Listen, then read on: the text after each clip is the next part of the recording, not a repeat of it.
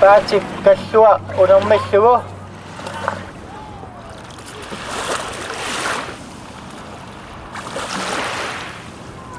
This is standard Greenland stuff. Yeah, we go into the rolling list.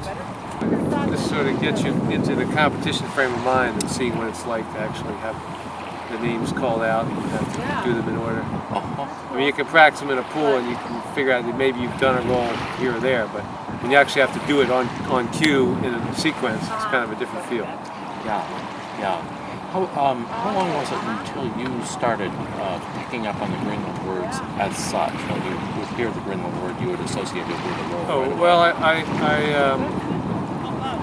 probably learned most of the rolls before I started trying to learn the names. I see. I recommend learning the names when you learn the roll, because then you get ahead of the curve.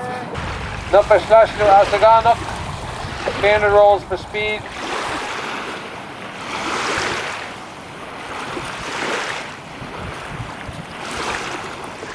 What gives you the hardest time when you're competing out there? What's hardest for you? What's the most challenging thing for you? The most challenging roll? Yes. Most challenging roll for you when you're depends on the kayak. Well, the straightjacket roll is very difficult. But that the one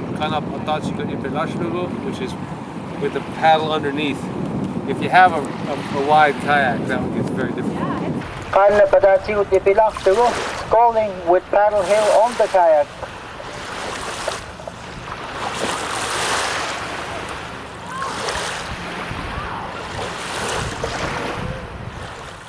The other very difficult ones is with the brick or the fist down on the front deck. Those are often missed.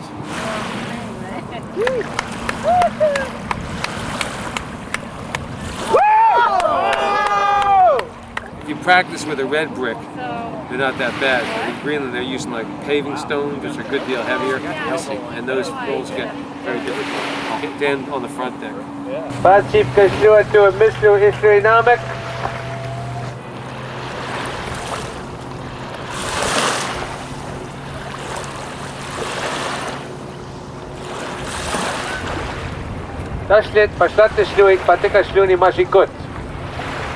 Cross arm roll.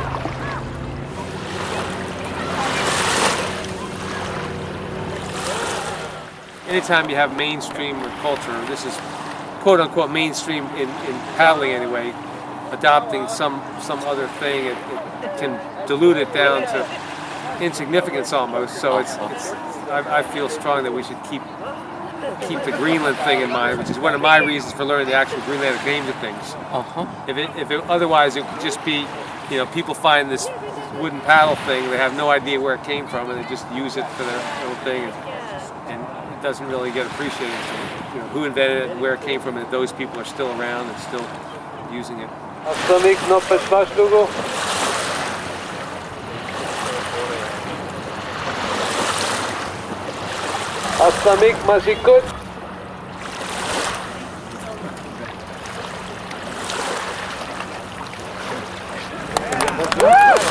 We're doing this year to sort of set the stage for next year. We've picked a weekend in November. We're going to have somewhat of a full competition. We're going to try to condense it into a weekend. But we're going to have racing, rolling, harpoon throwing, and ropes. And this is to try to get people interested in the competition itself, and we're hoping to get enough sponsors so the next year the winner of the competition will get to have their expenses paid to go to the Greenland competition. We're going to go for the real Greenland feel by having it in November when it's a lot colder. So we're going to plan on having it right here, and that'll make the lake clear of motorboats and water skiers pretty much. And I think it's the first week in November, beginning of November. So it could be kind of a warm day, it could be kind of a cool day, but it'll be more like the Greenland weather.